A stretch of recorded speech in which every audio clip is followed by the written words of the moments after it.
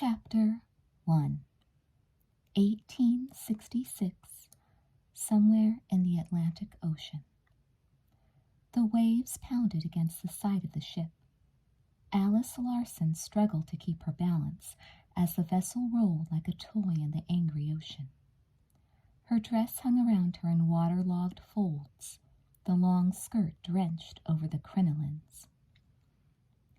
Alice shivered. Never in all her 16 years had she felt so frightened and so alone. There had been times during the long, hard voyage when she wished she had never set foot on this vessel. There had been nights that seemed to go on forever. Nights when she lay seasick in the women's bunkroom in the belly of the ship, wondering why she had ever left her native Sweden. Even after her parents had died and she was on her own, Sweden had still felt like home. Here she truly had no one. But when the light of dawn would break over the horizon, splitting the sky with rays of rose and fiery orange, painting the ocean with the colors of a new day, Alice would remember that the promise of a new world lay in front of her. She was going to America. Now, as a giant wave crashed over the deck and the ship listed dangerously to one side, Alice pressed close to its main mast, fearing that if she strayed too close to the rail, she might never reach the shores of the promised land at all. Up on deck, she could breathe more freely than in the bunkroom, but the wind and water seemed to wage a ceaseless attack against her. Alice glanced at the other passengers on deck.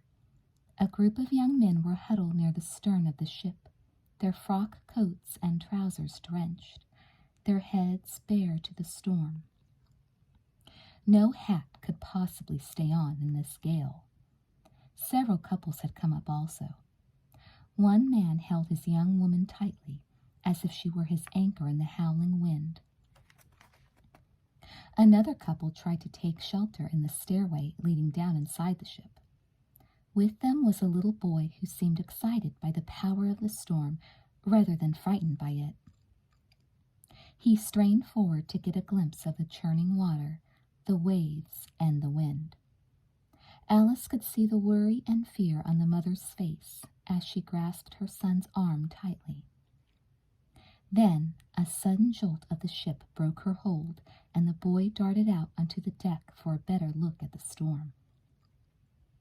Alice could see his mother's mouth forming his name, though the wind carried the sound away from her ears.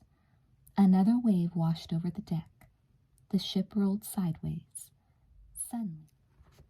Suddenly, the little boy was slipping and sliding toward the ship's rail. His mother bolted after him, lunging at him and grabbing his leg. Just then a new wave, a huge wall of water, surged toward their side of the ship. Behind it came an even more monstrous swell.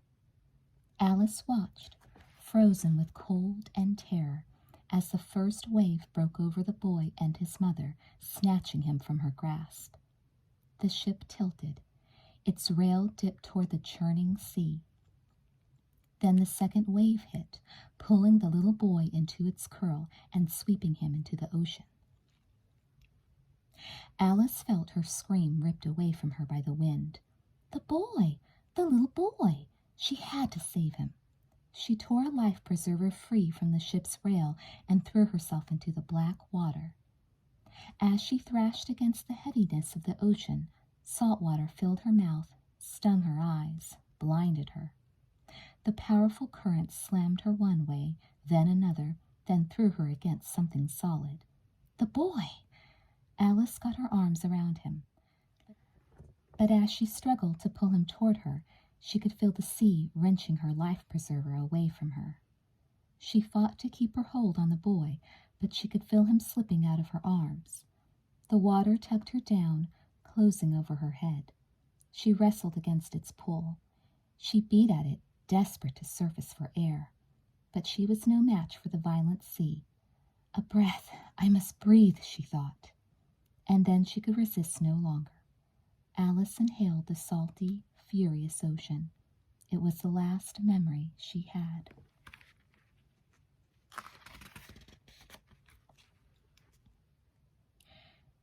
She stared into the depths of his brown eyes. He brushed a tendril of wet hair off of her forehead with strong, gentle fingers. His face was etched with concern and caring. Alice managed a weak smile. The young man smiled back, and she couldn't help noticing how handsome he was. The high cheekbones, the strong, straight line of his nose, the cleft of his chin. She tried to sit up, but she felt drenched to her very core, too heavy with water to move. "Shh," the young man whispered. Words followed in a language Alice knew was English, the language of her new home. She didn't recognize most of the words, but she understood the tender, comforting tone of the young man's rich voice. She tried to figure out what had happened. She lay on the deck of the ship, her wet skirts spread around her. The rain was still cold on her face, but it came down more lightly now. The ship rocked, but not as wildly. There had been a terrible storm. Alice remembered that. Waves, wind, and, heavens above, there had been the child, the little boy. She sat up and looked around frantically. There he was, in his mother's arms. Wet and shivering, the little boy had his face buried in his mother's chest, his body heaving with sobs. He was alive! His mother was smiling warmly at Alice. The boy's father approached and took Alice's hand gently. He pressed it to his heart in a gesture of thanks. Then he turned to the brown-eyed young man. For the first time, Alice noticed that the man was as soaked as she was. His dark hair dripped salt water onto his handsome face. His shirt was torn and wet, and his frock coat lay in a puddle beside him. As the little boy's father took the young man's hand and repeated his gesture of thanks, Alice suddenly understood. The young man was the one who had saved the little boy's life, and her own. He must have jumped in after her. Alice looked into his eyes again. She owed her life to this handsome man with the beautiful voice. Theodore Wakefield came calling like a proper gentleman. No matter that he and Alice were on a ship in the middle of the ocean. No matter that Alice's home, like that of all steerage-class passengers, was a giant, stale-smelling room crowded with hard bunk berths and too many people. No matter that fresh flowers were nowhere to be had. Theodore Wakefield whittled his own beautiful rose from a spare piece of lumber he'd found and presented it to Alice on their first evening together.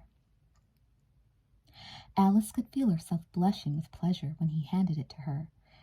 "This is the sweetest gift anyone has ever given me," she said in Swedish. In halting English, she added, "Thank you very much, Mr. Wakefield." "You're very welcome, Miss Larson. A beautiful rose for a beautiful woman." Alice understood the word beautiful.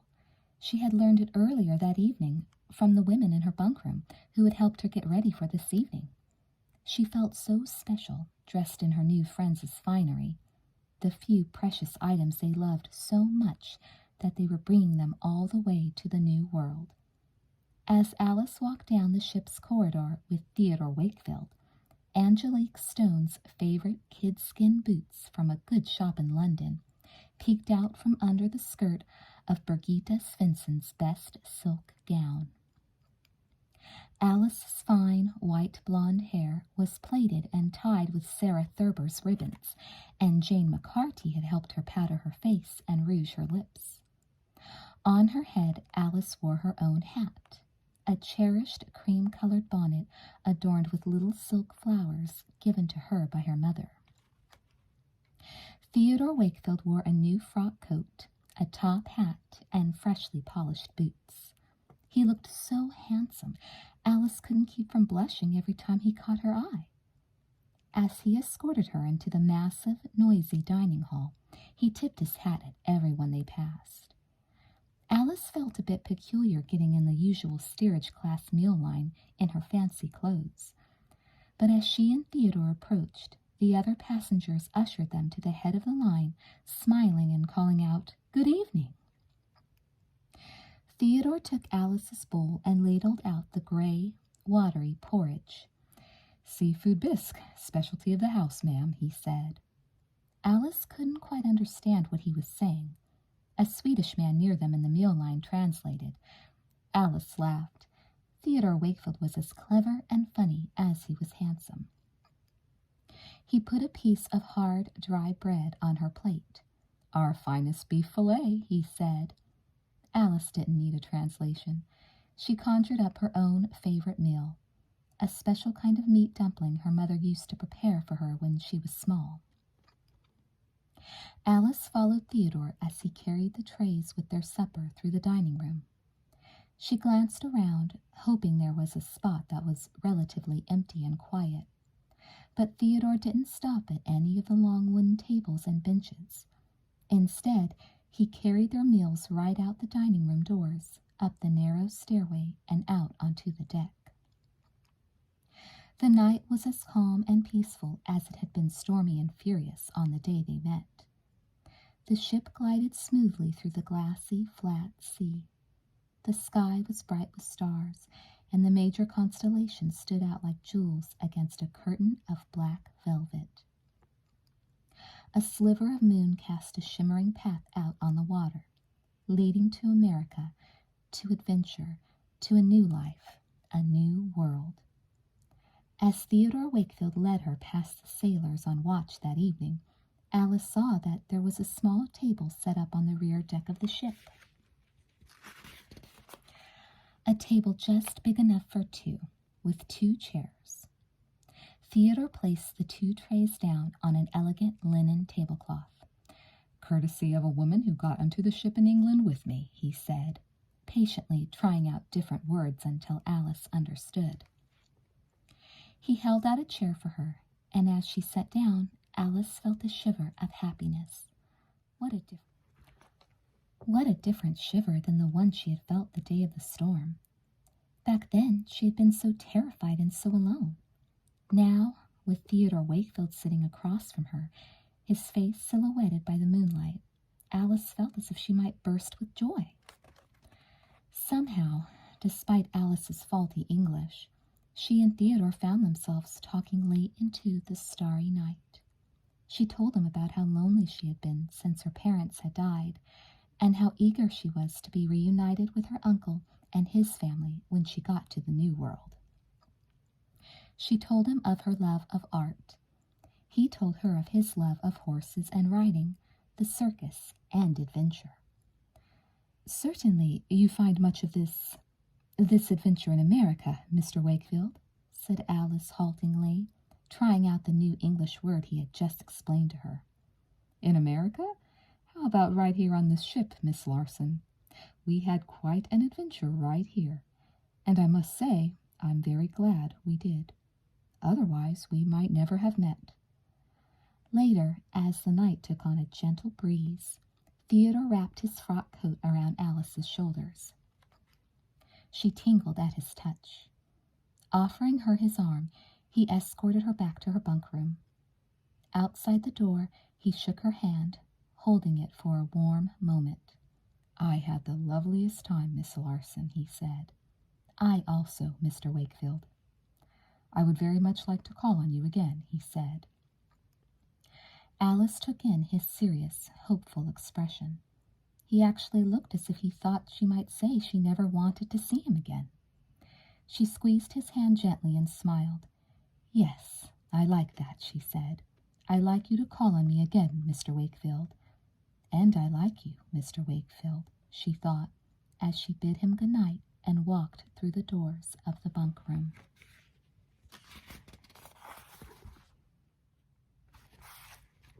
Chapter 2.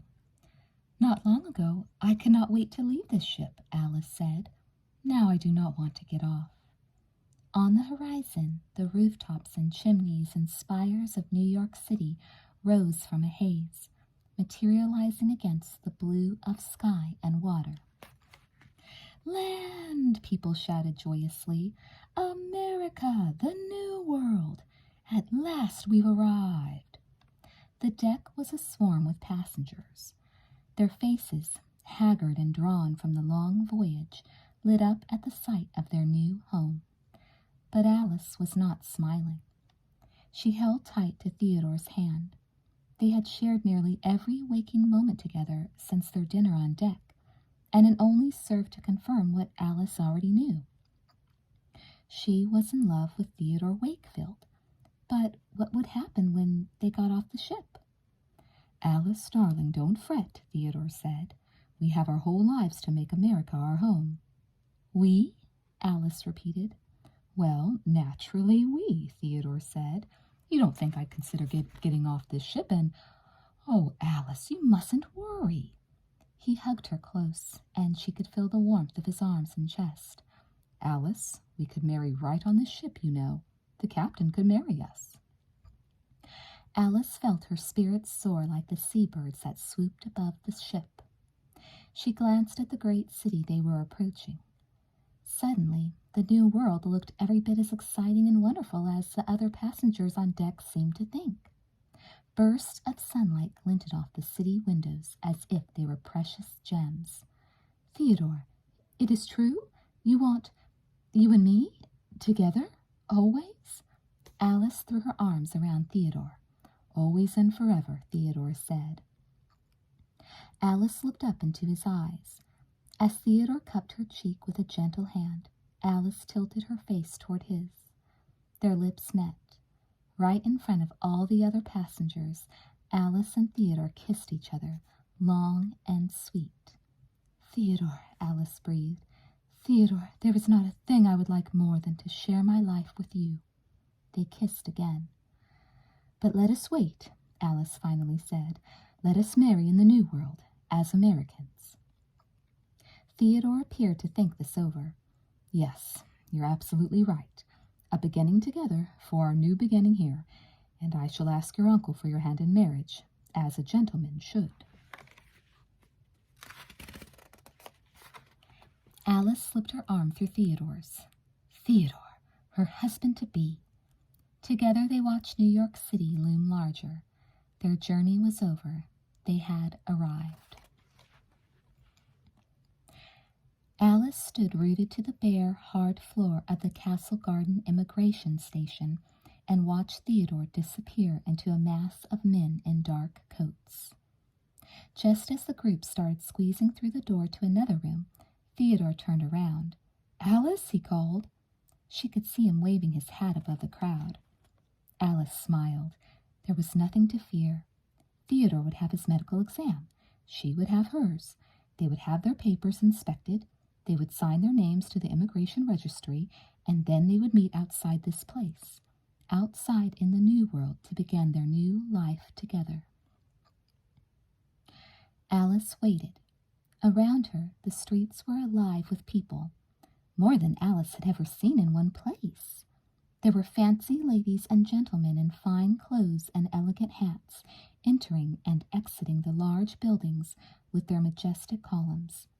There were other men toting water buckets and carrying sacks or wooden boxes.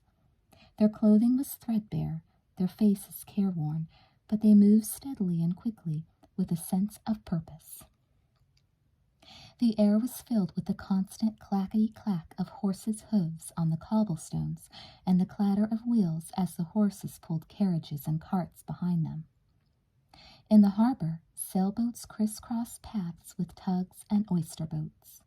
Steamboats, their big side wheels turning, blasted streams of billowing smoke out of their chimneys.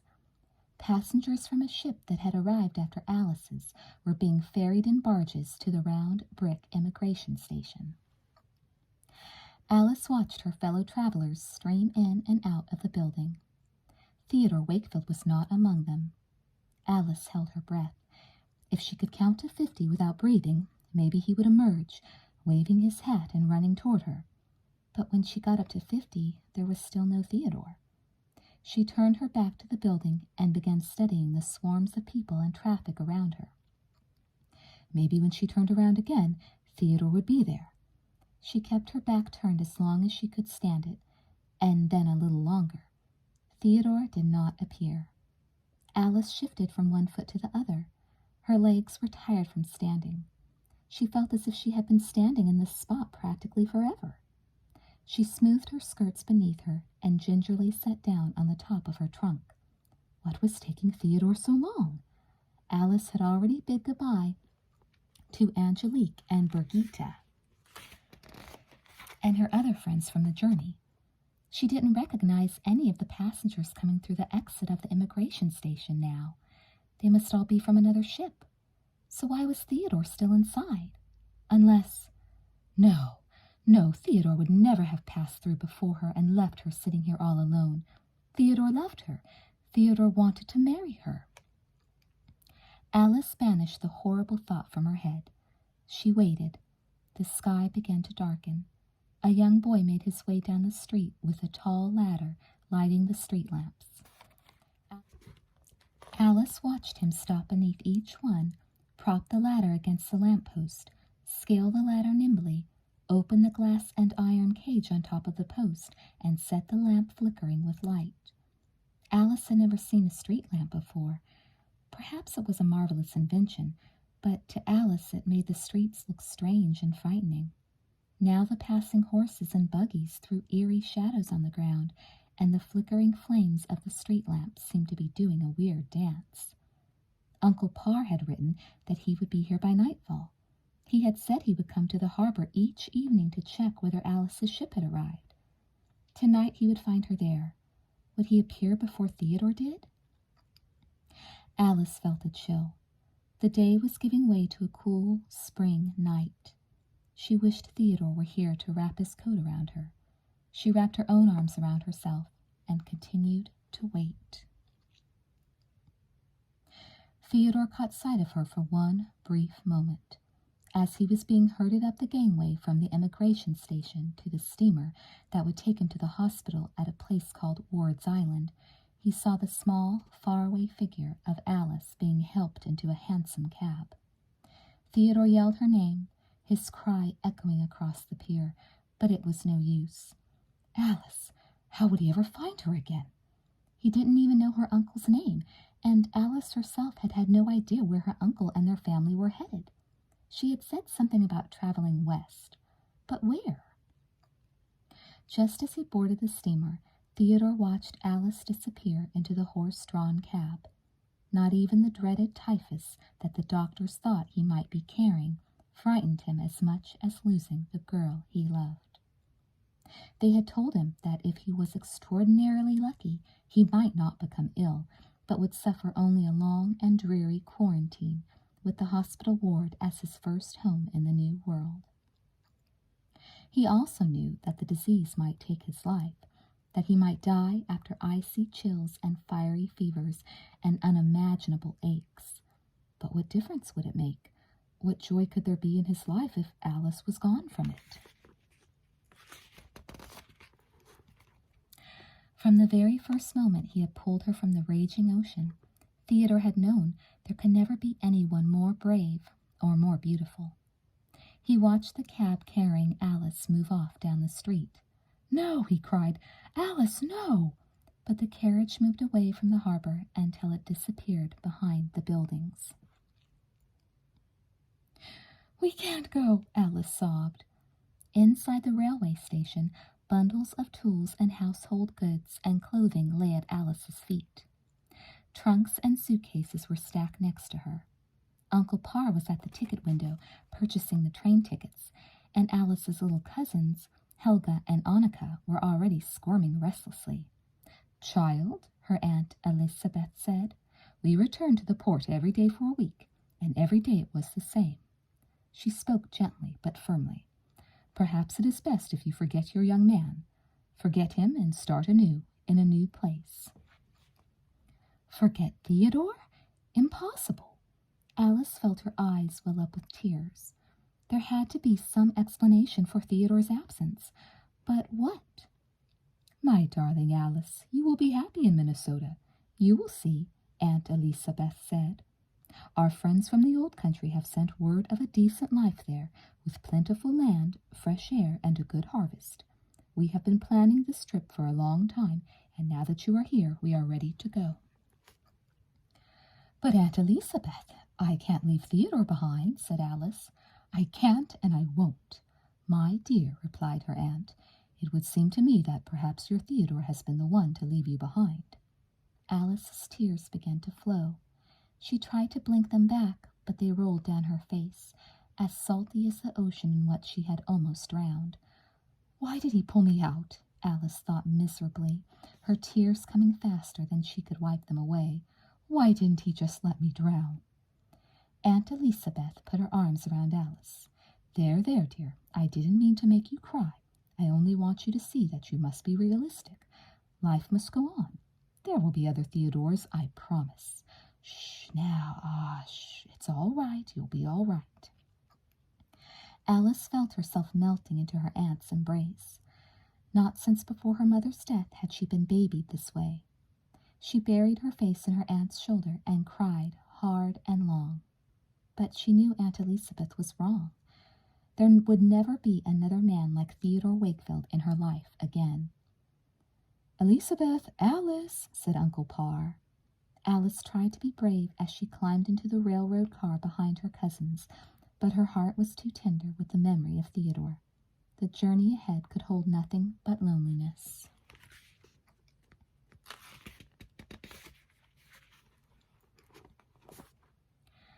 The sound of the train's wheels on the rails was musical and soothing as they left behind the closely packed houses of New York City and began to pass country homes and tree-lined lanes. And then the trees turned to forest, and the small farms to the hills and mountains of Pennsylvania, a place whose name Alice couldn't get her tongue to master. She thought of Theodore and how he had helped her so patiently with her English. How could someone who had seemed so wonderful and kind disappear as soon as he'd stepped off the ship? What if something horrible had happened to him? What if he'd been turned back at the shores of the New World? One terrible possibility after another followed Alice on her journey. Along the way, the train stopped at stations big and small. While Alice's relatives got out to stretch their legs briefly, Alice stood outside the train and searched the crowds for Theodore, hoping against hope that somehow he had found out where she was headed and had come to be with her. The hills of Pennsylvania flattened out, and endless fields took the place of forest. Many of the fields were filled with a strange plant. Its leaves and stalk were a light green and bore huge, swollen, cocoon-like pods of the same color. Her uncle explained that the pods were corn, and before the trip to Minnesota was over, Alice came to know it in many forms. In the train's dining car, she and her relatives were served cornbread and fried corn kernels with butter. As they pushed further west, Alice would stand on the platform of the observation car at night and watch the gently waving fields of corn gleaming under the bright stars and moon. As she stood gazing at the silvery gray landscape rushing by, the night air still warm from the tail end of summer, Alice could not keep herself from thinking of Theodore and the night they had dined on the ship's deck under the starlit sky. Finally, Alice and her relatives reached the great Mississippi River and transferred all their belongings to a steamboat bound for their new home. The paddle wheels churned through the water. Twin chimneys blew smoke high into the air, and the river danced with fleeting shadows from small clouds and puffs of steam. Alice's cousins raced around the boat, giddy with excitement. "Alice, Alice," shouted Helga, "come look, we're swimming through the water like a great big fish." Helga and Annika were too young to remember the long voyage to America.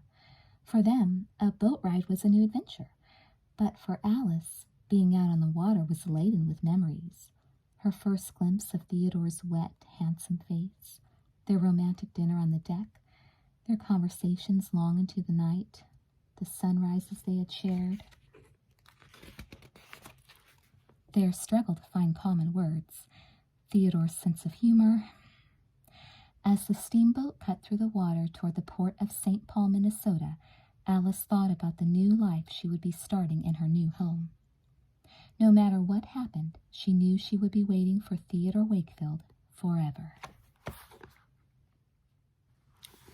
Chapter 3, 1877, Prairie Lakes, Minnesota. The new sweet sparkling brew for our new sweet sparkling twins, George Johnson announced. He brought a glass of foamy root beer to Alice's lips. Alice's hands were full. On one arm, little Elizabeth slept contentedly, the sweetest smile on her lips. On the other, baby Jessamine kicked her tiny arms and legs in her blanket, gurgling noisily and happily, as if celebrating her own birth along with all the friends and neighbors in the small cabin. "But how are we to tell them apart?" Uncle Parr asked, drawing a sip of root beer from his own glass. Aunt Elizabeth shook her head. "They say no two snowflakes are ever alike, but these two, well, I know one is named after me, but I have no idea which one." There was laughter all around the cabin. Alice joined in as she pulled the edge of Elizabeth's blanket down gently to reveal her tiny shoulder. Aunt Elizabeth had spun the softest wool for both the twins' blankets. "Elizabeth has a tiny mole on her shoulder," Alice said. "And a lucky thing, too, or even might not be able to say who was who." "A lot of good that one little mole will do when they're grown and clothed," said Jim Wilkins, who owned the neighboring farm. "Mark my words, those two are going to give you quite a time of it, Alice." "Well, we'll show them," George said. "We'll paint a mark on little Jessamine's shoulder, and then they won't know who's who either." Everybody roared at George's joke, but Alice saw the pride in his face as he gazed at his new baby daughters. He had barely taken his eyes off them all day. No, there had not been another Theodore Wakefield in Alice's life, but there was George. He loved her with every sturdy bone in his body. He worked hard every day of his life, milking the cows, tending the crops, and making their farm one of the best in this part of the state. Somehow, he always found time to help Jim Wilkins with his own farm or help Alice churn the butter when her arms grew tired. Best of all, George made Alice laugh. Not too long before, Alice had thought she might never laugh again. Her little son, Stephen, had lain sick with scarlet fever, his throat so sore he couldn't even cry, his head aching so that he would bang it against his bedpost in pain and frustration. It had been nearly impossible for Alice to believe that her son was dying. With his chubby face rosy from the raging fever, he had looked so pink and healthy, but he had died after less than a week of illness. His misery finally ended. Alice's sorrow and grief had lasted for months. The pain of losing Theodore Wakefield was dull compared to the pain of losing a child, something Alice would never have thought possible. But now Alice held joy and new life in her arms. Her home once again rang with laughter. Her neighbors had filled her table with good food, chicken and dumplings, luscious ham, apple cobbler, and fresh buttermilk. Her husband had filled her life with love. Alice kissed Jessamine on her wide-eyed little face. Then she kissed Elizabeth on her sleeping one. The twins would make up for all her losses. Alice felt doubly blessed, and she hoped that wherever he was, Theodore Wakefield was equally happy. Chapter 4, 1884, Prairie Lakes. The smells of hay and sawdust and animals mixed with the smell of fresh popcorn. "Come on, hurry up, you're so slow," 7-year-old Jessamine said impatiently. She grabbed hold of Elizabeth's arm and pulled her forward. Elizabeth stumbled on the hem of her long dress as she tried to keep up. She didn't know how Jessamine did it, but she managed to run around in her Sunday best as if she were in a pair of boys' trousers.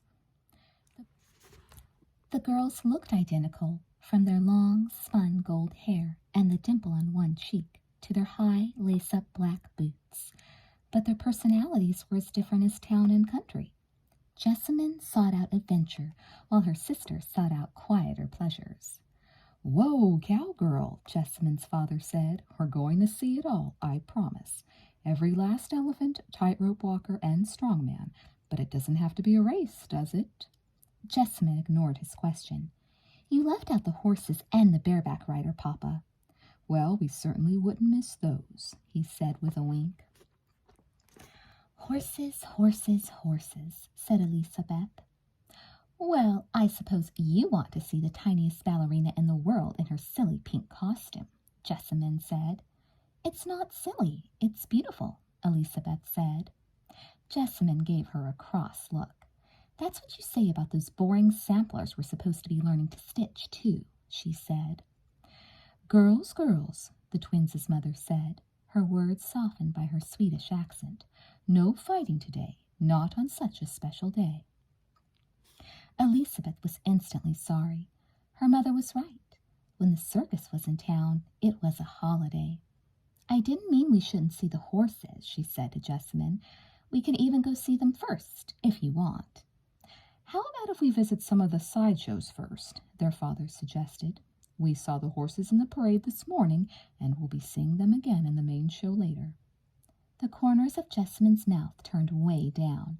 Elizabeth wasn't sure if she was going to yell or cry. But then a frown turned into a big smile. "I know! We can go look at the snakes." Snakes," said Elizabeth, but she felt a secret thrill at seeing something so horrible. Their father paid their admission and bought each twin some roasted nuts. Then they headed for the snake house. 3 big, fat snakes slithered slowly and lazily in their cage. "My, they're as thick as small tree trunks," their mother said, taking a step forward for a closer look.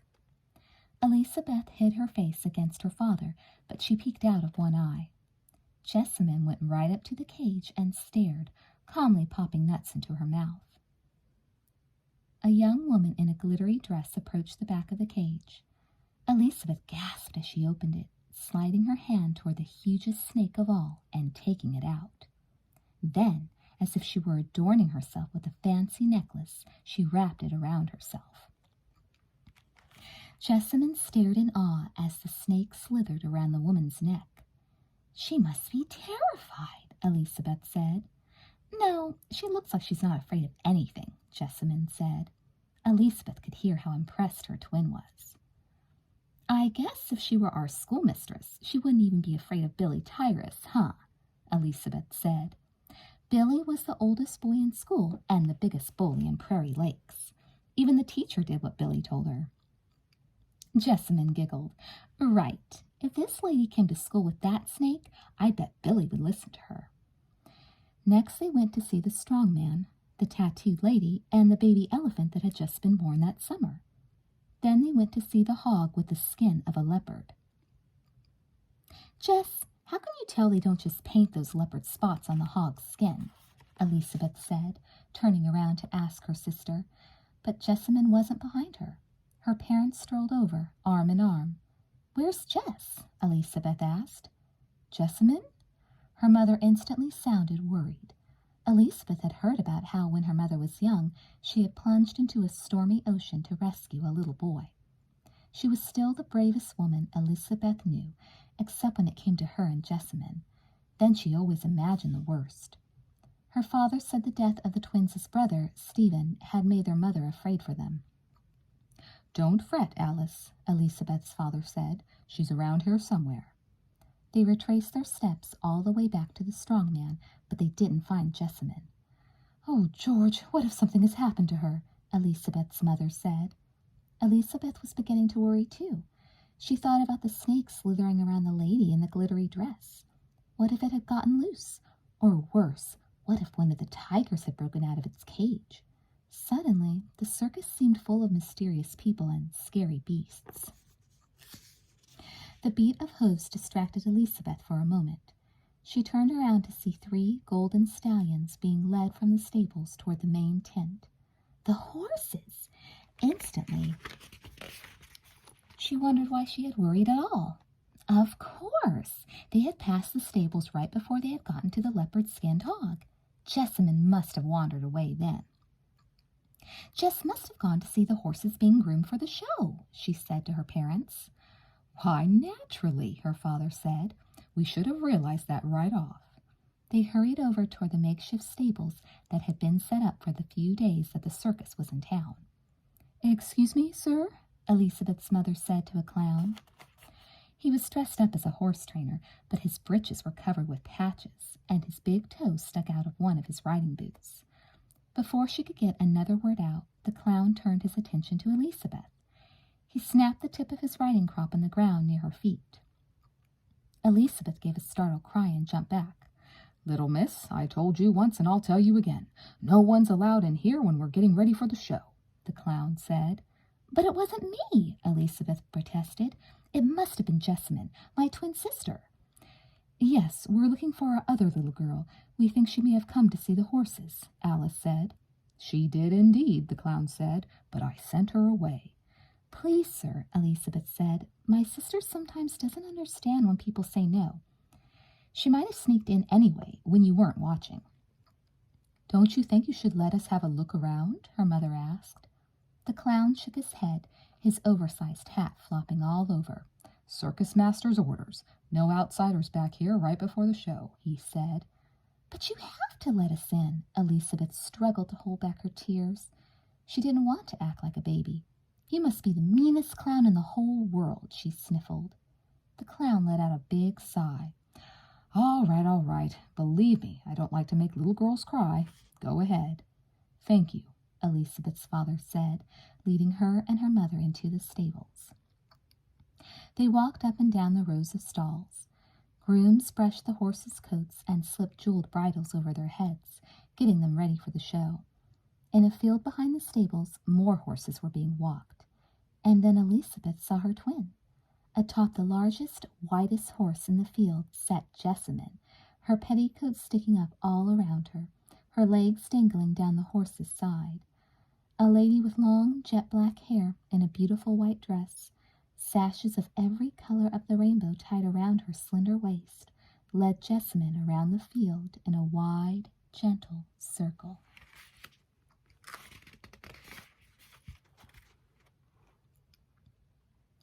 Jessamine couldn't stop talking about Laura the Lovely and how she was going to grow up to be a bareback rider like she. She had proudly tied the yellow silk scarf Laura had given her around her waist. Laura had given Elizabeth a scarf, too, a deep rose one. "Now we both have costumes like hers," Jessamine said as she and Elizabeth and their parents approached the main tent. "And isn't Arctic Prince the most wonderful horse you've ever seen?" Jessamine went on. "I got to help brush and groom him, and the magnificent Theo W. showed me how to put on his bridle." Suddenly, their mother stopped walking. "The magnificent who, Jessamine?" "Theo W. He takes care of the horses. They call him magnificent because they say he can talk to animals, and the animals understand him." "That does sound rather magnificent," her father said. "Wish I could do the same. It sure would be helpful around the farm. Betsy, why aren't you giving any milk today? Gertie, your new calf doesn't look well. Do you know what the matter is?" Elizabeth giggled, but she noticed that her mother was barely listening. She had turned around to look back toward the stables, and she'd even taken a step or two in that direction. Her father had noticed, too. "Alice," he said, "are you all right?" "Excuse me? Yes, I'm fine," she answered, but she had a funny expression on her face. "Well, come on, everyone. We want to get good seats for the show, don't we?" The twins nodded and started to follow their father. Their mother didn't move. Why was she acting so strangely? Elizabeth wondered. After a moment, she followed them into the big tent. As the music announced the beginning of the show, Elizabeth sneaked a glance at her mother. She looked as if she were far, far away. Alice Johnson hurried past Otto's general store, the post office, and the barber shop. Everything was closed. The main street of Prairie Lakes was deserted. In Dr. Good's house, a candle burned in the window near the door, but Alice knew it was in case someone came by for an emergency in the middle of the night. The doctor was probably asleep. Even the saloon had shut for the night. This is the silliest thing you have ever done, Alice told herself, reaching the edge of town and walking toward the great field where the circus was camped. Yes, Theodore Wakefield loved horses and adventure in the circus. He told you so, but you have absolutely no proof that he is the magnificent Theo.W. And what if he is? What will you say to him? You are happily married. You love George. You have 2 wonderful daughters. Still, Alice kept walking. Her boots sank into the soft dirt with each step. She had often thought of Theodore Wakefield over the years, but since marrying George, the memories had come less often. They had become soft around the edges, faded. Now they rushed back, sharp and strong. As she pictured her first meeting with Theodore Wakefield back on the boat, Alice could almost smell the salt air, feel the ocean wind on her face. She was so lost in thoughts of Theodore that she didn't realize she had reached the field. She was halfway across it before she realized there were no longer any tents or coaches or makeshift stables there. Alice stood stock still. No, it couldn't be. She had thought the circus was leaving the next day, not that evening. But all that was left in the field were the marks in the mud where tent stakes had been pulled out and wagon wheels had rolled across. The evening wind swept across the empty field, and Alice shivered. The circus was gone, and with it the magnificent Theo.W. Now she would never find out. Alice didn't know which was more powerful, her disappointment or her relief. She stood under the starless sky, pulling her cloak tightly around her and clutching a carved wooden rose. Chapter 5, 1893, Prairie Lakes. And then they were both pedaling along right next to each other, those huge front wheels almost touching, Jessamine recounted. Elizabeth stripped the husk off another ear of corn, listening to her twin describe the bicycle race she had gone to see in St. Paul. She brushed the strands of corn silk away from the yellow-white kernels. Around her, all her neighbors in Prairie Lakes had gathered in the Johnsons' barn for a corn-husking bee to shuck the late summer's crop. Jessamine had a piece of corn in her hand, too. She moved it through the air as if it were a bicycle racing toward the finish line. Then one of them pulled ahead, she said. Then the other one caught up and passed the first one, but only for a moment. They both finished at the exact same time. Oh, it was so exciting. I'd like to learn to bicycle and enter a race myself. On one of those three-wheelers the ladies ride? Bobby Tyrus asked. You wouldn't have half a chance of winning. You should just stick to horses. Bobby was getting to be just as big a bully as his older brother, Billy. Who said anything about a three-wheeled bicycle? Jessamine shot back. I'd ride a real bicycle. With your dress over your head? Bobby said. He laughed as if he had said the funniest thing in the world. No, I know, in those ridiculous bloomers invented by that crazy suffragist. You bet, Jessamine said, yanking the husk off her corn. That's my girl, the twins' father said, the pile of shucked corn next to him growing at a rapid rate. The entire floor of the barn was thick with husks and corn silk. You mean that's my boy, Bobby Tyrus said meanly. Pretty soon she'll be rallying right along with those suffragists for the women's vote, wanting the men to stay home and have the babies. Elizabeth felt herself getting angrier and angrier. It was true that her father sometimes treated Jessamine like the son he'd never had the chance to see grow up, but Bobby had no right to make fun of that.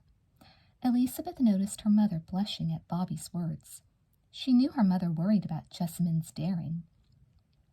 She was always saying how she hoped Jessamine would settle down and become a lady now that she had turned 16. Elizabeth couldn't imagine her twin ever really settling down, but she didn't need Bobby Tyrus reminding her. Bobby, maybe you're sore because Jessamine scored more runs than you at the Prairie Lakes baseball game, Elizabeth said sweetly. Jessamine was almost as good at baseball as she was at riding. The twins exchanged identical dimpled grins. With their long blonde braids and blue-green eyes, it was impossible for people to tell them apart, until they got to know how different the girls could be. "Baseball," muttered Bobby. "It's a stupid fad. It won't last." Everyone else in the room was laughing. "You twins tell him," Tom Wilkins said enthusiastically. Elizabeth felt her face grow warm. Tom was the nicest, most handsome, and smartest boy in Prairie Lakes. Then Elizabeth noticed Jessamine flashing Tom her brightest smile. She felt her heart sink like a pebble in one of the town lakes. Forget about him, Elizabeth Johnson, she told herself. Jessamine was funny, fascinating, brave. Any boy would be crazy about her. Elizabeth went back to her work, shucking corn as fast as she could. Jessamine worked more slowly, talking and laughing, not just with Tom, but also with Carl Bergman and Tad Schmidt. Alicia Germond shot Jessamine a nasty look and moved closer to Tad. They all sipped hot, spiced apple cider while they worked, and Jim Wilkins, Tom's father, picked up his banjo and everyone joined in singing. A chorus of "Oh, Susanna" was interrupted by Tom's cry. "The red ear!" He held it up high, a big grin on his fine, featured face, his brown eyes sparkling. The singing stopped. "Hooray, Wilkins!" Carl Bergman said. "Lucky Tom," others said, for the red ear meant that Tom had won the privilege of kissing the lady of his choice. Elizabeth caught her breath and held it. Then she saw Jessamine, already shifting toward Tom. She let her breath out. But Tom stood up. Then he walked right over to her. Elizabeth could barely believe it. In front of half of Prairie Lakes, Tom Wilkins leaned down and kissed her softly. Elizabeth blushed furiously with shyness and joy. "Good choice," Carl called out. There was a sprinkling of applause. Elizabeth turned to sneak a look at her twin. Jessamine was scowling. Elizabeth felt her pleasure beginning to evaporate, but Jessamine's scowl vanished so quickly Elizabeth thought she might have imagined it. Her body tingled with happiness once more. Soon everyone returned to shucking corn. Jim Wilkins began picking his banjo again. Jessamine went back to Carl and Tad, showering them with her silvery peals of laughter. It was as if nothing had happened, but when Tom sat down beside Elizabeth and gave her a tender, private smile, she looked into his warm brown eyes and knew something had happened, something very special. "Jess, I hope you didn't mind terribly," Elizabeth said. "It would be so horrible if you hated me for it." She turned a wooden crank to bring up a cool bucket of water from the well. "Hate you? For what? Mind what?" Jessamine asked. She passed Elizabeth an empty pail. "Mind that, that Tom and that Tom." "Tom what?" Jessamine asked, a note of impatience in her voice. "Well, that perhaps you might like Tom just a bit yourself," Elizabeth managed, turning her flushed face from her sister. "Me? And Tom?" Jessamine gave a laugh. "You think I'd like someone who's going to stick around this one-horse town and be a farmer like his father? Someone who's going to have the same boring old life we have now? No, thank you. It's okay for you." Elizabeth began filling the empty pail from the well bucket, pausing to drink a cool dipperful of water. "Gee, that's very big of you, Jessamine," she said. Her twin was angry about Tom. She knew it. Even though they were twins and best friends, Jessamine was always competing with Elizabeth. She wanted Elizabeth's friends to be her friends, and now she wanted the boy Elizabeth liked. And if she couldn't have him, she would have to criticize Elizabeth instead. Elizabeth frowned. Jessamine waved her hand. "Oh, Elizabeth, I didn't mean to make you feel bad," she said hastily. "You just think I don't mind it here." Elizabeth handed the newly filled bucket to her sister. Well, you don't mind it, do you? Jessamine said, handing over another empty pail. Elizabeth set to work filling this one as well. You love Prairie Lakes. Lots of things here are fun, Elizabeth said, like the husking bee. Her cheeks grew warm with the memory of Tom's kiss. Husking bees, how dull, Jessamine said. We must be the last town in the entire world to still have them. You didn't look like you were having such a terrible time, Elizabeth said. She finished filling the second pail, dropped the dipper into the well bucket, and lowered the bucket back into the depths of the well. She heard the bucket splash into the water way down in the ground. I suppose a husking bee is all right if you have nothing better to amuse yourself with, Jessamine said, and in Prairie Lakes we have nothing better. But did you know that in New York City and San Francisco they have horseless carriages and buildings that stretch way up into the sky, and there's always a million things to do? A million adventures. New people every day?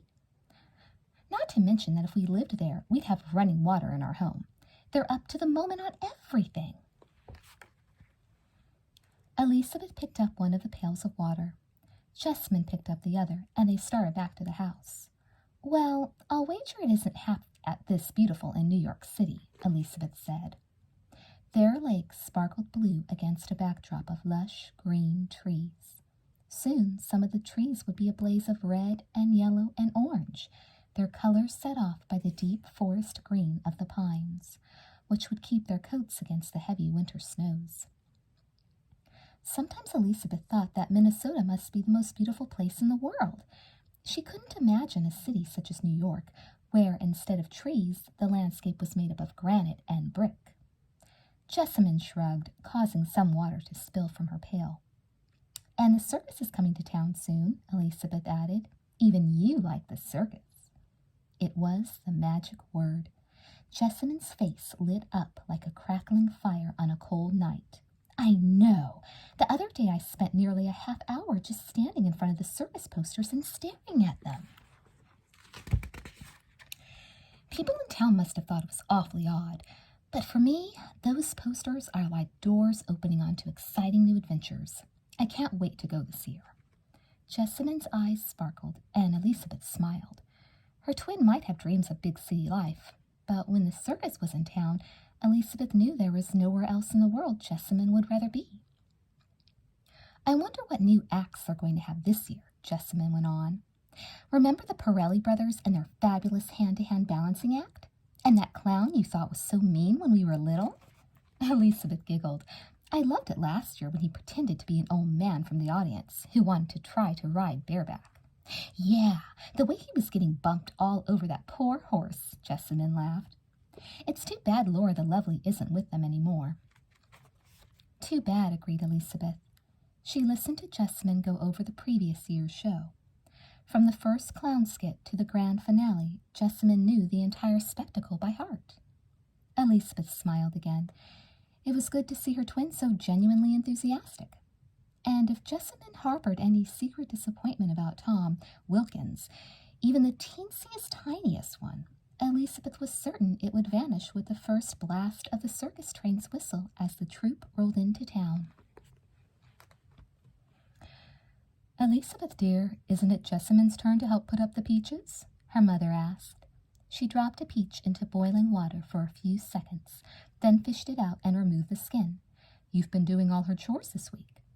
Elizabeth cut the skinned peach into slices, discarding the pit and dropping the rest of it into a glass jar. It's all right, Mama. We made an agreement. Jess will do all my chores for a week when it gets too cold and snowy to go riding. Her mother raised an eyebrow. As long as you don't end up doing everything for both of you, she said. Somehow I seem to remember that last year you and I put up all the fruits and vegetables ourselves. Elizabeth laughed, and Jess went to work on them when it was time to eat them. Last winter she had been furious. She'd vowed not to let Jessamine get away with it again, but Jessamine had been so happy recently that when she had begged and cajoled and promised by the tail of her favorite horse that she'd do her part this year, she really would, only please, please could she trade a week now for a week later? Elizabeth just couldn't find the heart to refuse her twin. Her mother poured a bit of sugar syrup into each of the jars of peaches. Jessamine might do well to thank your Tom for your big-hearted mood, she commented. Oh, Mamma! Elizabeth busied herself closing up all the jars. You might not believe it, but I was 16 years old once myself, her mother went on. I know what it's like. Her voice sounded far away. Elizabeth sneaked a look at her mother. She wore a funny, glazed expression. Then she seemed to catch Elizabeth looking at her. She gave her head a hard shake and laughed. But boys or no boys, we have work to do. She put the jars to soak in a bath of boiling water. Elizabeth helped her. Later, as they cooled, the jars made a familiar pop, pop, pop as the airtight seal was formed. Now the fruit would stay good for the entire, long, cold winter ahead. Elizabeth had a feeling that it was going to seem a lot less long and a lot less cold now that Tom was coming to call. Jessamine rode across the grassy plain. The wind rushed past her. The sound of her heart beat in her ears with the sound of her horse's hooves. Blue sky and green grass danced crazily as Jessamine posted up and down, bouncing rhythmically against her horse's flank. Good smoke signal, good boy. She rode out to where the plain was cut by a wooded glade, then gently tugged on the reins, steering smoke signal around and riding back to where she had begun. She pulled to a stop in front of an old man with deep lines in his weathered red-brown skin, his long white hair in a braid down his back. How did I do, Blue Cloud? Jessamine asked, her words coming between breaths. Very good, Jessamine, very good indeed. You are getting to be a better rider every time you come to visit. Peter Blue Cloud helped her dismount. Jessamine landed in a patch of delicate pink flowers. Look, Blue Cloud, she said, ladies' slippers. Ladies' slippers, Blue Cloud chuckled. I know these flowers as moccasins. There is a legend about them. He took hold of Smoke Signal's bridle and began leading him toward a tiny cabin nestled in a grove of trees. My people tell of a beautiful young girl who went off seeking adventure. She must have been much like you, Jessamine, but this poor young lady met an unfortunate end when a forest fire broke out as she walked through the woods. Her mother never got over her death. Jessamine nodded, thinking about how her mother would often get a sad, faraway expression in her eyes as she thought about Stephen, the brother Jessamine had never known.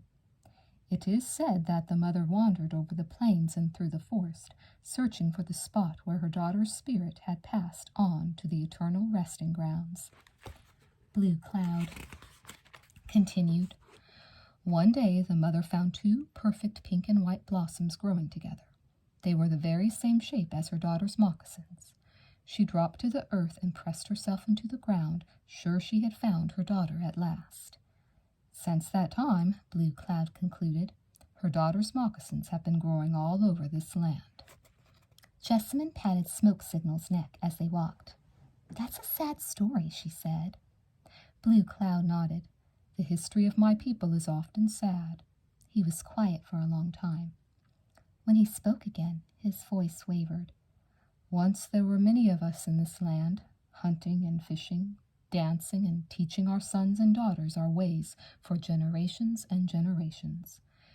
Then came the wars with the white man, when many of my people died. Most of the rest of my people were forced from this home, marched to barren lands that other men could not till, lands where nothing grew and water rarely flowed. Sometimes I take comfort in looking at the pink moccasins and thinking that they are the spirits of people I knew and loved, Blue Cloud said. Jessamine felt her eyes getting moist. She blinked hard against the tears. She very rarely cried, and she didn't intend to do it now. Instead, she slipped her hand into Blue Cloud's free one. She thought of him as something like a special grandfather. Blue Cloud, I am here. You have me. Blue Cloud smiled. Yes, it is true, and I am deeply grateful. It is good to have someone to tell my stories to, someone to teach to ride, as a parent teaches his child, someone who will roam the plains with Smoke Signal when I am gone. Jessamine looked up at her friend. His back was as straight as a boy's, and he led Smoke Signal with a sure step. True, the deep lines in his face made it quite impossible to imagine him as ever having been young, but Jessamine thought he was like a great ancient tree that had been growing almost forever, and would always be there for her.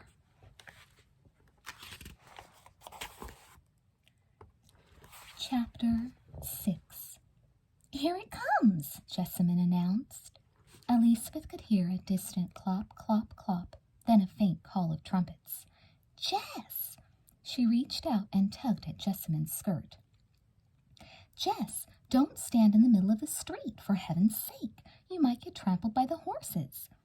"More likely she'll wind up leading the parade," Tom Wilkins said with a laugh.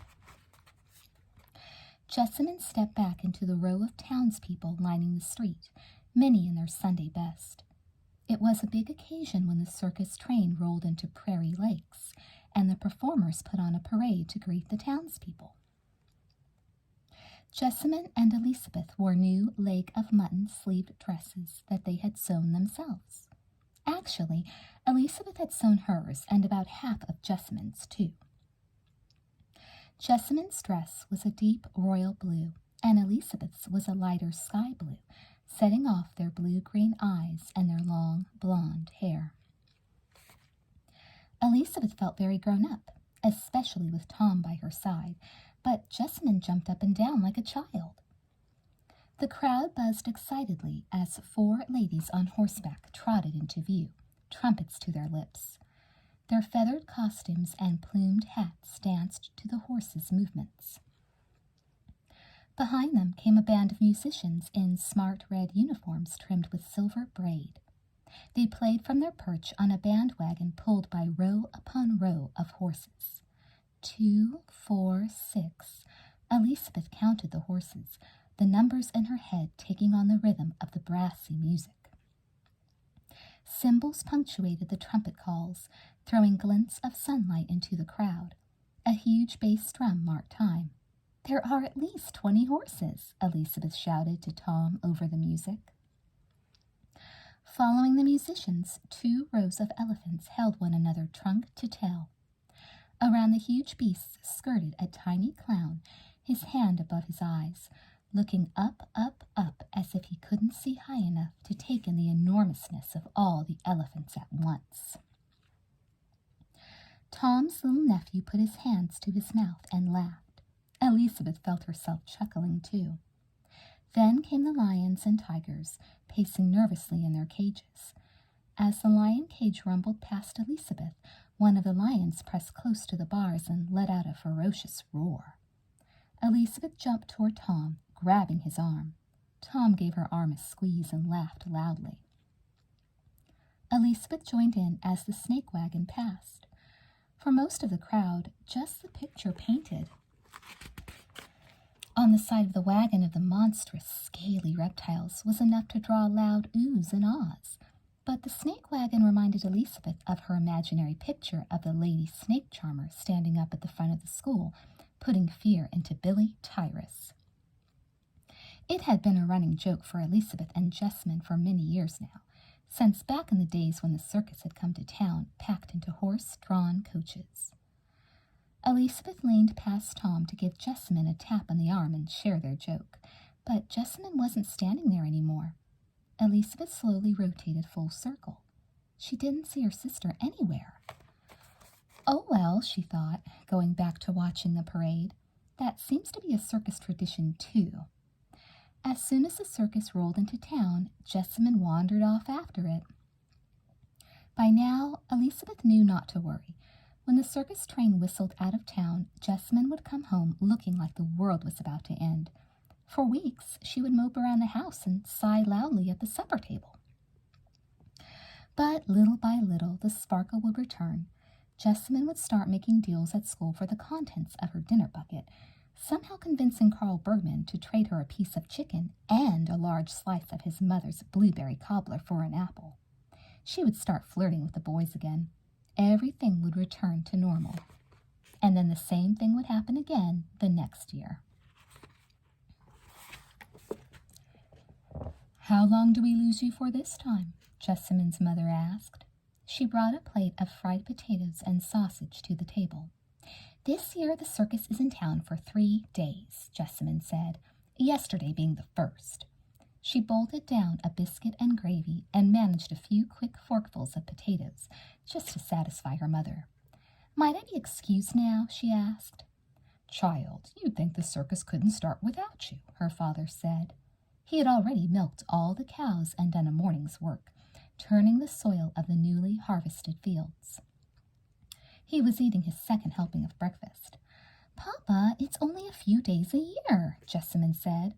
"Pretty please let me go." She showered him with her brightest smile. It never failed. "All right, Jessamine, but be home before nightfall," he said. "And don't forget your hat," her mother added. "Okay, bye," Jessamine said. She kissed Elizabeth on the cheek. "Look for me at the show." "I will." Jessamine stuffed her hat on her head and was out the door. She took a few steps down the front path, going just far enough so she could look into the kitchen window. Her parents and Elizabeth were sitting at the table. No one was looking out at her. Quickly, she doubled back around the house and slipped into the woodshed. She breathed in the smell of logs and mildew as she wedged her arm behind a stack of logs and pulled out a pair of men's trousers. Then she dislodged a shirt, a jacket, and a cap, all smelling of the wood in the shed. The trousers were an old pair of her father's that Jessamine had shrunk as best she could by repeatedly bathing them in boiling water. She had had to feign illness when the rest of the family went to a barn dance to manage the time alone at home. The trousers were still way too large for her, so she had also helped herself to one of her father's old belts, one she convinced herself she hardly ever saw him wearing any more. The other items had been acquired slyly, one by one. Jessamine knew Elizabeth would be horrified if she knew why Tom had never recovered his cap after forgetting it at the house one day. The jacket, the biggest and most difficult article to come by, had once belonged to Carl Bergman. Jessamine had convinced Carl that she desperately wanted something warm to wrap around herself to remind her of him. It had cost her a kiss behind the school, too. The shirt had been the most daring acquisition, and the sneakiest. Jessamine even felt a trifle guilty about it. One day she had offered to help Alicia Gurman bring a kettle of her special soup over to Tad Schmidt's when he was sick. Jessamine wasn't sure Alicia really loved the idea of letting her help, but that kettle was awfully heavy, and Alicia was too polite to turn down Jessamine's offer. Jessamine had borrowed Tad's shirt right off the line where it was drying, almost under Alicia's pretty little nose. She told herself she would return the shirt one day, but it was getting rather worn after its second circus season. Jessamine shed her own clothes and made a pile in the farthest, dimmest corner of the woodshed. She climbed into the large trousers, tucking in the shirt and securing everything with the belt. She had punched an extra hole in it with an ice pick. It wasn't the neatest package, but she could cover some of it up with the jacket. She hoped no one would look too hard at her boots. Not even she could manage to get her hands on a pair of boys' shoes, especially ones that were small enough for her. Finally, Jessamine tucked her long blonde braid under Tom's cap. She peeked out of the woodshed to make sure the coast was clear. Now she was ready to give the elephants water in return for a free admission pass, or sneak under a tent like some of the boys did, or otherwise get to see every possible bit of the greatest show on earth. Alice Johnson stared blankly out the window, her hands floating in a basin of soapy dishwater. "Mama? Mama, what is it?" Elizabeth asked, a dish towel in her hands. The sound of her daughter's voice brought Alice back to Prairie Lakes and her cozy little home. She rinsed a soapy plate in the basin of clear water and handed it to Elizabeth. "Oh, it's nothing, dear." "You're not worrying about Jessamine, are you, Mama? She's having a time and a half at her favorite place in the world right now." Yes, of course she is." Alice tried to clear her head of the memories playing on center stage there, but she couldn't. It was always like this when the circus was in town. It had been like this ever since Alice had gone looking for the magnificent Theo W. in an empty, muddy field. Theo W. had never returned in the years that followed, but that was not true of Alice's recollections. For the few brief days that the horses, clowns, wild beasts, and brave acrobats delighted the people of Prairie Lakes, Alice found herself slipping in and out of thoughts of a girlhood long past. At moments, it was as if she really were 16 again, walking on the deck of a great ship with a handsome young man. Perhaps that was why, at about this time every year, Alice surprised herself. She managed to keep the questions, worries, and reproaches of a mother in check. She swallowed the fears about her children that she had fought ever since the death of her baby, Stephen, and she let her daughter run off to the circus, disguised as a boy.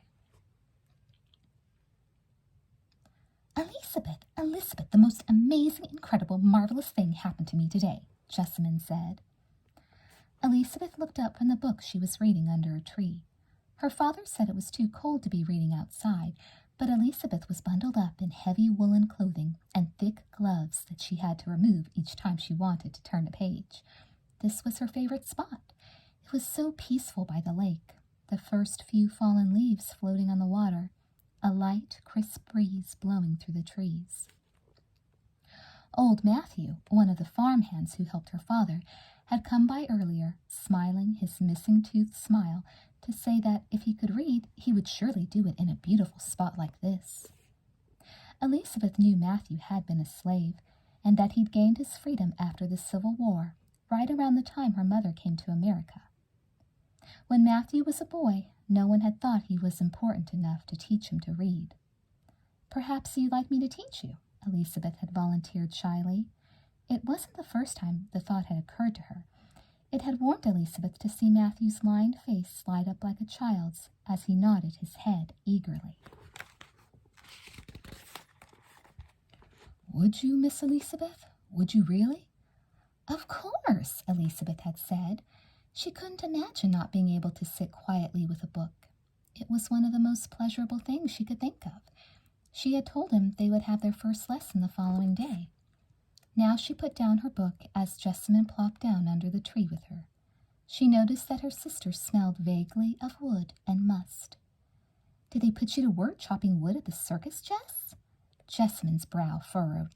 "Chopping wood?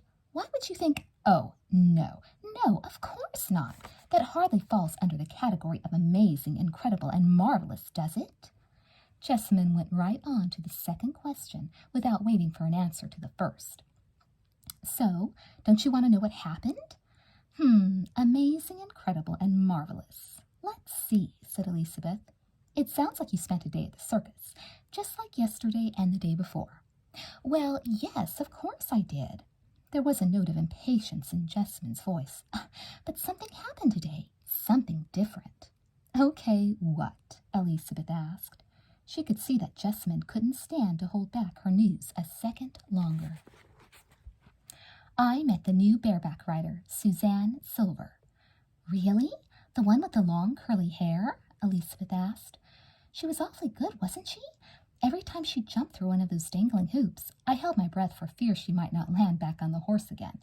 So you met her. Did you actually talk to her, too?" Jessamine nodded excitedly. "And that's not all. Elizabeth, this is the most fantastic. You won't believe it. I got to ride for her. Suzanne watched me ride bareback, the way Blue Cloud's been teaching me. And guess what? She says I have talent. She says I could learn to ride the way she does. She really said that." Jessamine's eyes were as shiny as the blue lake. "Jess, that's wonderful," Elizabeth exclaimed. "Imagine it, my twin riding for a circus star." "Imagine it, your twin being a circus star," Jessamine said. "Oh, Elizabeth, I think it might be possible. The biggest dream in my whole life come true." Chapter 7. Rain Be on the Roof. Elizabeth turned over on her straw mattress. She opened one eye. Slowly, sleepily, the wooden ceiling beams came into view. Weak gray light filtered in through the bedroom window. Poor Jessamine, Elizabeth thought. What nasty weather on a day when she will already be so sad. The circus had pulled out of town that morning.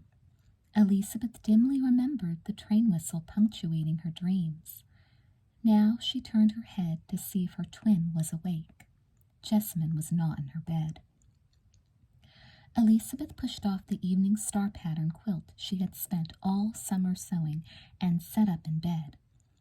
Jessamine had probably been awakened by the circus train whistle also, and been too upset to go back to sleep. Elizabeth slid into her slippers and woolly robe. She would try to cheer her twin up. She looked for Jessamine on the parlor sofa, and then in the kitchen. She was about to go peek her head out the front door when a leaf of paper on the kitchen table caught her eye. It was covered in Jessamine's bold hand, the black ink splotchy, as if she had been in a hurry. Dearest Elizabeth, Mama, and Papa, it read, please do not be unhappy. I have joined up with the circus as a bareback rider. Elizabeth's cry echoed through the house. The note fluttered to the ground before she had even finished reading it. Gone? Elizabeth's mother wept. Her eyes were red. Her nose was raw. Elizabeth knew she looked the same way. There, Alice, it was bound to happen sooner or later, Mr. Johnson said. Children grow to adulthood and move on to their own lives. His voice trembled as he spoke. Adulthood? Alice Johnson shook her head over and over again. Jessamine is only 16. At 16, my darling, you made a long ocean voyage all by yourself, did you not? Mr. Johnson reminded her. She nodded, but her tears continued to flow faster than her husband could wipe them away. Perhaps I did, she managed between sobs. But I had no choice. Jessamine, well, this is all my fault. I saw her sneaking off each day in her boy's costume. I knew she had a wild streak. Why did I not stop her? Elizabeth swallowed back her own tears. Mama, Jess must be so happy right now. You know, yesterday she told me that this was what she wanted most in the whole world, that joining up with the circus was her most precious dream. Elizabeth knew the truth of her words. She tried to feel she was sharing Jessamine's joy. But all she really felt was that she and Jessamine might never share anything again. Never plait each other's hair in the morning. Never fight over a favorite dress. Never stick up for each other against Bobby Tyrus. Never pick apples together at fall harvest. Never tell each other their biggest secrets in the middle of the night. Her twin, her very own identical twin, the closest person in the world to her, was gone. I'll miss you, Jessamine had written, especially you, Elizabeth. Take care of Peter Blue Cloud for me. He is a very old man. How could Jessamine have done this? Elizabeth couldn't keep herself from wondering. Worse, how could she have done this to their parents? And Peter Blue Cloud? Just as she had tried to feel joy a moment earlier, now Elizabeth tried to get angry. Anything was better than this hollow ache, as if something inside of her was missing, some part of her that she'd never been without. She ran her fingers over her twin's note, the writing streaked by tears. Elizabeth just couldn't be angry at Jessamine for following her dreams. But she didn't know how she could bear to live her life without her. I win, Elizabeth said, without much enthusiasm. She laid out her cards, a 7, 8, 9, 10, and Jack. The Jack, sword in hand, was perched on a horse. Elizabeth hated drawing this card. It reminded her too much of Jessamine. Her twin had been gone for 4 long months. The winter seemed to be stretching on endlessly. Goodness, her father said. I don't know what your secret is, but you just can't be beat. Elizabeth could tell he was trying hard to be cheery, but it felt as if they had repeated this exact same scene night after night, 1,000,001 times in a row. Elizabeth yawned. Maybe Jessamine was right about Prairie Lakes. Of course, it had never been this boring when she was around. Somehow, even in the dead of winter, Jessamine had managed to keep things lively. Right now, if she were still here, they might be out for an icy nighttime snowball fight. It would last until their fingers and toes were frozen. Then they'd stomp into the kitchen and rub their hands and feet until they came back to life. Jessamine would grimace and make all kinds of noises, as if her feet were frozen 10 times worse than Elizabeth's. Over steaming hot cocoa, they'd planned to sneak something really awful into Bobby Tyrus's dinner bucket. A frozen worm, perhaps.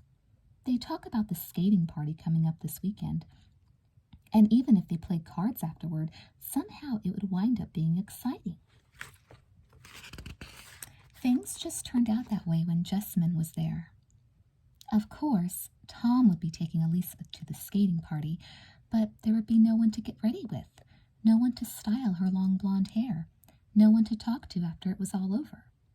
Whom would she tell about Ingrid Palm's new skating outfit, or how Carl Bergman had skated after 2 different girls all afternoon, or how Jacob Pauling had gotten too close to a patch of thin ice? Elizabeth sighed. Her mother put down her own cards and patted her arm. Yes, dear, we miss her too. It hurts, I know. Elizabeth swallowed hard and thought about what old Matthew had said to her earlier that week. He had been looking for her, the beginning reader she'd lent him in his hand, to ask what a word meant.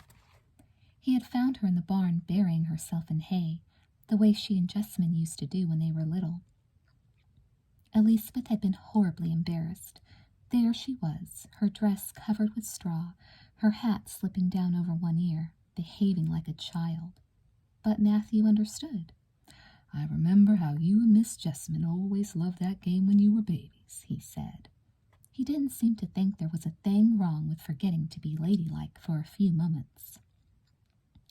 Did I ever tell you about how it felt the day I got my freedom, Miss Elizabeth? Elizabeth had shaken her head. It was scary. About the most scary thing that ever happened to me, suddenly not knowing what the next day was going to be like. But then I got to thinking about how it used to be. When I was a slave, my day was either bad or worse. That's it, always the same, bad or worse. Then I thought how it didn't have to be that way anymore. I didn't know how the next day was going to be, but I just knew it could be better than bad or worse. You see what I'm saying, Miss Elizabeth? Getting my freedom was like getting a future. For the first time in my life, the next day could be different from the one before it. Elizabeth had nodded slowly. I think I understand. Well, maybe this is Miss Jessamine's time of freedom, Matthew had said. A chance for tomorrow to be different from today. Everybody who wants that chance should have it. Elizabeth knew Matthew was right. She was sure Jessamine was happy with her new freedom, and she was grateful for Matthew's kindness and understanding. Everybody had been so nice to her since Jessamine had left. Alicia Germond had invited her over to bake butter cookies. Carl and Tad had come calling on the whole family one evening. And of course, Tom had been wonderful. He had showered Elizabeth with fall flowers as long as they'd been in bloom, then brought her fiery, bright bouquets of autumn leaves. In the winter, he had switched to armfuls of freshly cut pine boughs and branches of red, berried holly. But not even Elizabeth's growing love for Tom could fill the emptiness inside. Jessamine! Peter Bluecloud's leathery face creased with joy. Don't you want to step in where it's warm? Come, this is your home. There is no need for an invitation. Elizabeth stood outside the door of the one-room cabin, but before she had a chance to say a word, Bluecloud seemed to sense that, in fact, she did need a formal invitation. Ah, but you are Elizabeth. Elizabeth nodded. I'm sorry to disappoint you. No, child, Bluecloud said. Why would I be disappointed by a visit from Jessamine's lovely sister? Come in, child, come in. Timidly, Elizabeth crossed the threshold. She had met Peter Blue Cloud when she was with Jessamine, but she had never come to his house before. There was almost no furniture, but it was cozy, a crackling fire throwing soft orange shadows on the bare wood walls. On the floor, in front of the hearth, was a large, furry animal skin rug. "Would you like to sit?" Blue Cloud asked. Elizabeth looked around for a chair, but there was none. Peter Blue Cloud seated himself on the skin in front of the fire. Elizabeth hesitated before removing her coat and gloves and lowering herself gingerly onto the floor. She sat stiffly at first, but the skin was warm and soft, and it made Elizabeth feel warm too. She took a deep breath. The fire smelled deliciously of pine and Minnesota winter. "It's so comfortable here in front of the fire," she said. "Yes, Jessamine loved to sit here on cold nights, too." Blue Cloud smiled. In the fire's glow, Elizabeth noticed his face looked tired. How are you?" Elizabeth inquired. She didn't add, "without Jessamine." She didn't have to. "I would like to tell you I am not lonely," Blue Cloud said, "but it would not be true." Elizabeth sighed. "I'm lonely too. So lonely. It is As if the sun is just a bit farther away this year," Blue Cloud suggested. "I hadn't thought of it quite that way," Elizabeth said. "But you are right. Yes, the winter seems so cold and so terribly long." "But we must think of Jessamine and her happiness," Blue Cloud said. "She always wanted to go off and seek adventure, and now she has her chance." "I know," Elizabeth said. "Still, I can't help but wonder what Jessamine would be doing if she were here at this very moment." Blue Cloud laughed softly. "I know the answer to that," he said. "You do?" He nodded. "Smoke signal. She'd be out riding smoke signal." "In the winter? In the snow?" "Oh, I would have tried to tell her she had to wait until the thaw, but Jessamine doesn't much like to wait." Elizabeth thought about all the peaches she'd put up, and all the tomatoes and peas and berries, so that Jessamine could ride before it got too cold. Well, now it seemed that for Jessamine it would never get too cold. Her twin had probably never intended to do her share of the chores that winter at all. Elizabeth burst out laughing. "Well, I should have known. Just wait until the circus rolls into town next year. I'm going to haul her right off that train and put her straight to work in the kitchen." She told Blue Cloud the whole story. Blue Cloud's face folded into 1,000 creases as he laughed. "Jessamine knows how to get her way," he said. "That's why I know that if she were here, I'd end up letting her take smoke signal for a ride, even in the snow." "Do you think I might see Smoke Signal?" Elizabeth asked. "I know Jess would want me to look in on him." "Yes, of course. I'm sure Smoke Signal will be just as delighted as I am to get a visit from Jessamine's sister." Elizabeth couldn't believe she was doing this. She had been on a horse before, but always with a saddle and always on a traveled road, and never, never in an open field blanketed with snow. "Are you ready?" Blue Cloud asked. From astride another horse, he held Smoke Signal by the bridle. "Yes, I think so," Elizabeth said. In the chilly afternoon, her words came out in puffs of steam. She patted Smoke Signal's charcoal gray neck. Blue Cloud gave his horse a gentle nudge, and they set off across the field at a walk. The snow squeaked under the horse's hooves. The field sparkled. Elizabeth rocked gently with Smoke Signal's stride. Next to her, Blue Cloud tapped his horse again and went into a trot. Elizabeth felt Smoke Signal pick up speed. She swiveled one foot under her and stretched the other leg out to the side for balance, the way Blue Cloud had shown her. Up, down, she posted with Smoke Signal's movement. "Excellent," Blue Cloud called across to her. Elizabeth saw the snow-dusted trees surrounding the fields begin to dance as she rode.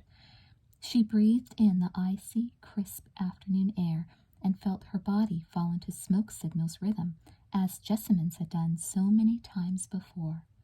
Here she was, the timid twin, riding through a snowy field with Peter Blue Cloud. bareback. Not long before, Elizabeth would never have believed it. Not long before, Elizabeth would have let Jessamine be daring enough for both of them. But with Jessamine so far away, Elizabeth was going to have to try to be a little more adventurous on her own.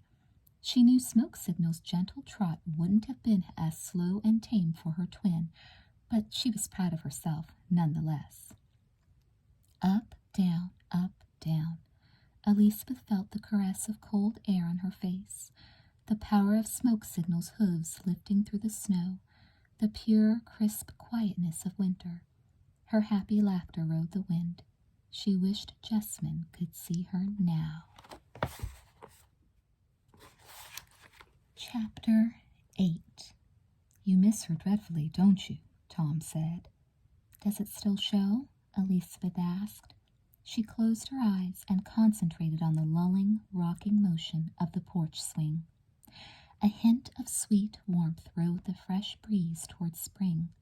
It was a perfect afternoon, except that there would be no one to tell about it when it was over. "It's just that sometimes you have a faraway expression on your face," Tom said. "I worry that I can't make you happy." Elizabeth's eyes flew open. "Oh, Tom, don't say that." She studied his handsome, strong-boned face and held him in her gaze. Even after all the time they had spent together over the past 8 months, she felt her heart pick up speed. "I don't know what I would have done without you this winter. You cheered me up when I was sad and made me laugh when I started out crying." "But it's not enough," Tom said. "Nothing besides Jessamine's return would be enough." Elizabeth let out a quiet sigh. "Tom, you have to understand. All our lives it had been Jessamine and Elizabeth. Elizabeth and Jessamine. The girls. The twins. Now it's just me. Alone. Elizabeth. It has such a different sound, such a different rhythm. It's as if someone had changed the tune of an old, familiar song, and I don't know how to sing it anymore." Tom listened attentively, giving the swing a gentle push with his toe. "Sometimes I think of going and finding her, telling her she has to come home. Not just for me, but for Mama, too. She's so sad without Jessamine. Now it's as if she's lost 2 children. But then I remember how Jess always made up her own rules. I can't tell her what she must or mustn't do." They sat swinging quietly for a few moments, listening to the songs of the first birds that have returned north after the winter. Then Elizabeth continued, "You know, sometimes I find myself doing things just a teeny bit more the way Jessamine might have, maybe to feel she's still somehow around." Tom nodded. "Like your visits with Blue Cloud?" "Yes, that and other things," Elizabeth replied. "Other things?" Elizabeth saw Tom's serious expression melting into laughter.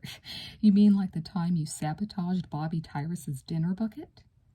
Elizabeth blushed furiously. "Tom, how did you know that I was the one? I didn't tell a soul." She hadn't been quite brave enough to go hunting for frozen worms, and even if she had found one, she knew she would never have been able to pick it up. Instead, Elizabeth had settled for a moldy, smelly chunk of cheese. She had slipped it into Bobby's dinner bucket when she thought no one was watching. "I know because I saw you do it," Tom said. "You might have thought no one was looking that day at school, but you don't realize that there is one boy in that classroom who can't take his eyes off you." Elizabeth felt her face coloring. "Oh, Tom." "It was a very daring thing to do, Elizabeth," he chuckled. "Why didn't you say something to me about it?" Elizabeth asked. "Well, I thought it might have something to do with your sister," Tom said seriously. "A time for you to be with her, even though she wasn't actually there. Does that sound strange?" "No," Elizabeth shook her head. "In fact, you're quite right." Tom understood her so well. She shifted ever so slightly closer to him. The swing moved in response. "And that's perhaps your sister's influence also," Tom said lightly. "What do you mean? What is Jessamine's influence?"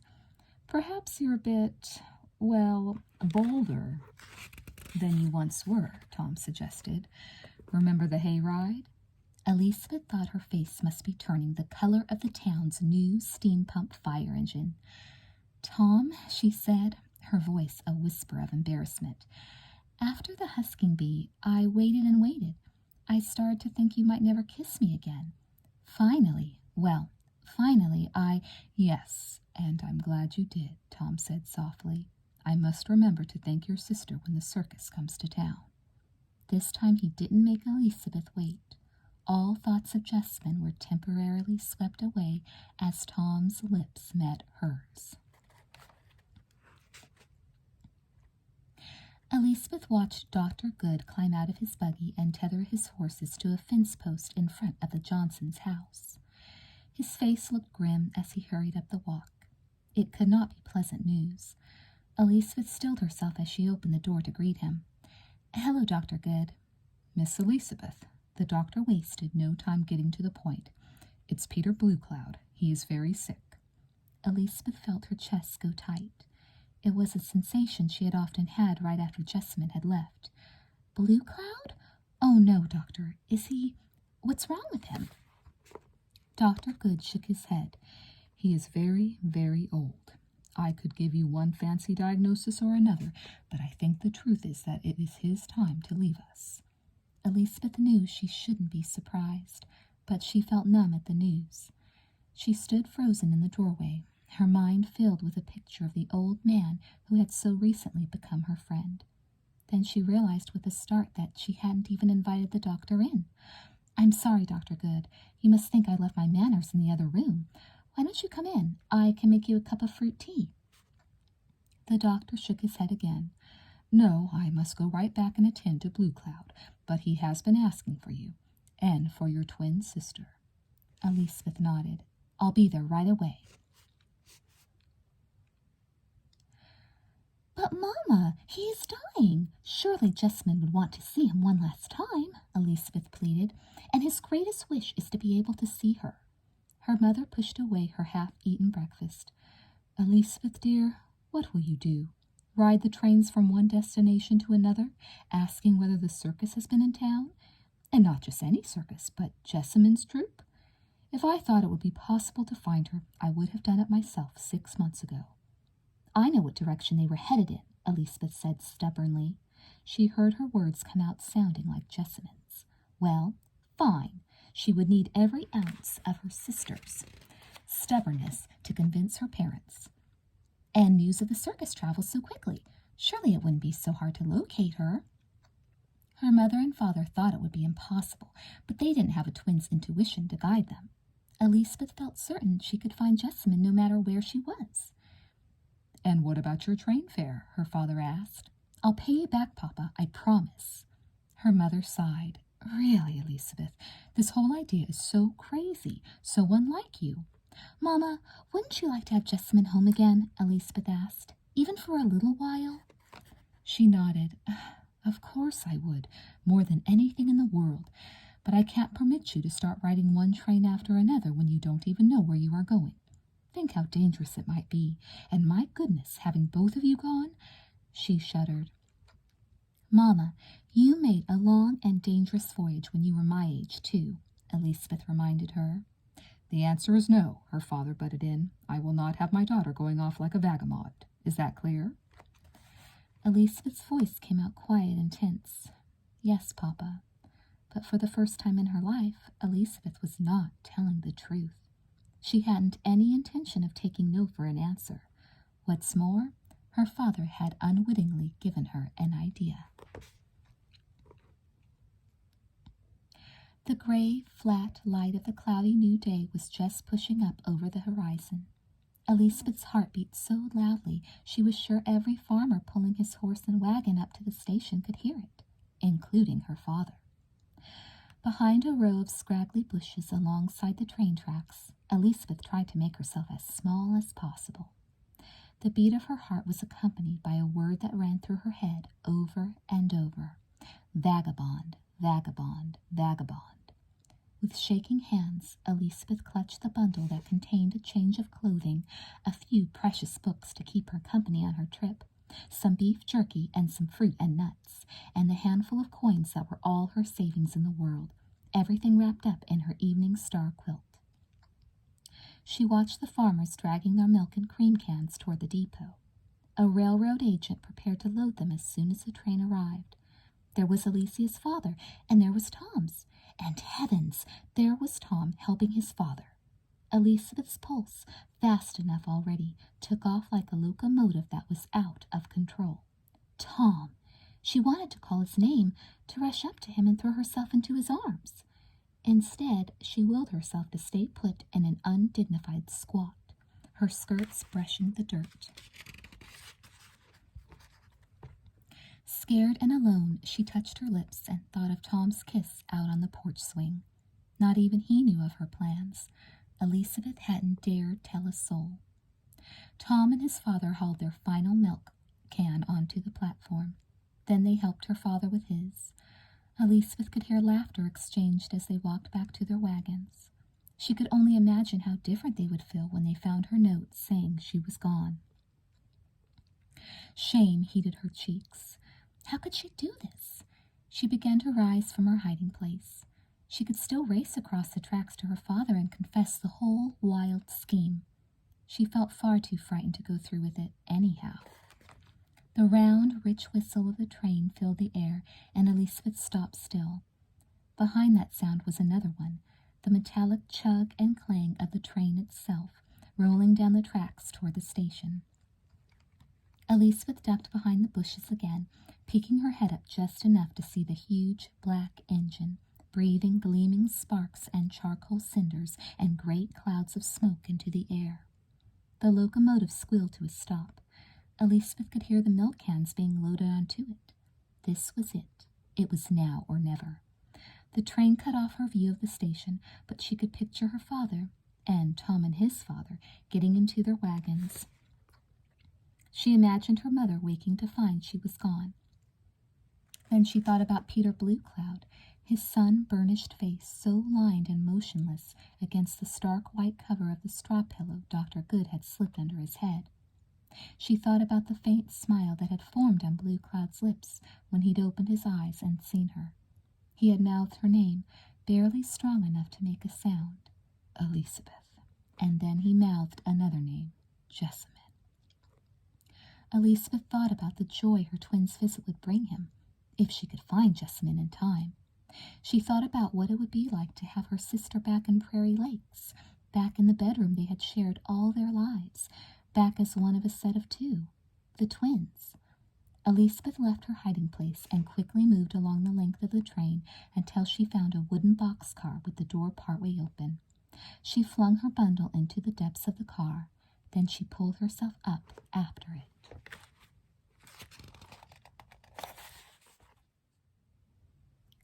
Chapter 9. Jessamine peered into the mirror in the tiny compartment of the circus train that was her home. The door was open, and out in the hall she could hear the chatter and laughter of her circus family as they wound down after the night's show. Jessamine checked to see if she had removed all her stage makeup. She dabbed at a dark smear under one eye, wiping it away. Suddenly, she saw her reflection split into two. She blinked hard. The second image was still there, just to the side of the first. Two heart-shaped faces with blue-green eyes and silky blonde hair that... Wait! Jessamine had tied her hair back with a shiny ribbon. Her double had hers in a bun that stuck out from under a dark green bonnet. She whirled around. Elizabeth! Elizabeth laughed. You look like you've seen a ghost. Jessamine worked her mouth, but no words came out. For once in her life, she found herself speechless. Well, they seem to have everything else in the circus, Elizabeth said. Perhaps they might hire me as the bareback rider's phantom. Elizabeth, I don't believe it, Jessamine finally managed. In her 6 months with the circus, she hadn't regretted her decision for a second, but she couldn't help missing Elizabeth terribly. Time and again she'd imagined being with her. Time and again she'd pictured hugging her sister in happy reunion. She flung her arms around her twin. Elizabeth, I've missed you so. Me too, Elizabeth said. Jess, it's so wonderful to see you. Same goes double for me, Jessamine said. Oh, I can't believe it. What are you doing here? How did you get here? Her questions rushed out like a blare of circus trumpets. I thought I was seeing my reflection. You look exactly like me." Elizabeth laughed. "Identical twins who look exactly alike? How novel. Now I'm really sure the circus will hire me." "No, Elizabeth, I'm serious," Jessamine said. "There's something different about you, something in your eyes and your expression." She stepped back and took in the rest of the picture. Elizabeth was wearing a long, prim forest green dress with a small bustle in the back, one which Jessamine had seen on her many times before. The bonnet matched the dress, and Elizabeth's hands were covered by a pair of white gloves, but the gloves looked a bit worn, and the dress was somehow not as neat and proper around the edges as it should have been. Then she noticed Elizabeth's quilt bundled under her arm. "Are you going to tell me how you got here or not?" she demanded. "I hopped a boxcar," Elizabeth said simply. "Well, several, to be more precise." "What?" Jessamine heard her cry of surprise echo down the passageway of the train. "Elizabeth, you've never fibbed to me before in your life." "And I'm not fibbing now," Elizabeth said. "In Sioux Falls, they told me the circus had moved on to Rapid City, and in Rapid City they said you were here. Oh, I'm awfully glad you are, because I had only enough food for another day or so, and that was only because the first train was a milk train, so I was able to have a snack on board." Jessamine stared at her twin as if she'd grown a second head, and not the fake kind that Terence Two-Brain removed after the sideshow was over. "You, Elizabeth Johnson, stole milk from the milk train." Elizabeth looked offended. "Stole? No, of course not. I left a few coins by the milk can." "Oh, Elizabeth, it is the real you," Jessamine laughed. She gave her twin another big hug. "But I just can't believe you hopped boxcars to find me. Whatever got into you?" "You know, Jess, I think perhaps you left a few drops of daring behind in our bedroom, and I found them," Elizabeth said. Jessamine studied her twin. There really was a new expression in her eyes, one that had made Jessamine think she was looking at her own reflection. "Wait, don't tell me. You've decided to join the circus just like I did." "Jess, I said a few drops of daring, just enough to get me here. No, I have my schoolwork in Prairie Lakes. And Tom." "You're blushing," Jessamine teased. "How is Tom?" "Tom is the most wonderful boy." Elizabeth's face turned an even deeper shade of red. "And you, Jess? Is there someone special you've met in the circus?" "Oh, Elizabeth, almost everyone here is special," Jessamine said. "I mean, not just because they're the fattest or the tallest, or because they get shot out of a cannon either. I've made so many wonderful friends. It's like we're one big wild family sometimes." Elizabeth smiled. "It's good to see you so happy, Jess. But I meant special in the way Tom is special to me, you know?" "To tell you the truth," said Jessamine, lowering her voice, "Mario Morelli is awfully handsome and awfully attentive to me. But sometimes I think his brother Dario is even more good-looking. And when you watch them doing their flying trapeze act, and they're so brave and graceful and skillful, well, it's impossible to choose between the Morelli brothers." Elizabeth giggled. "Jess, the circus hasn't changed you at all, has it?" Jessamine thought seriously about her sister's question. "Well, I'm happier than I've ever been. I mean, I miss you dreadfully. But now you're here," she added quickly. "I'm getting to see all kinds of new places, and I love everyone here. And the best part of everything is that I get to ride every day and do my act for hundreds and hundreds of people. Oh, Elizabeth, I can't wait for you to see me. It's so great that you came to visit." A shadow flitted across Elizabeth's face. "Well, actually, Jess, it's not really a visit.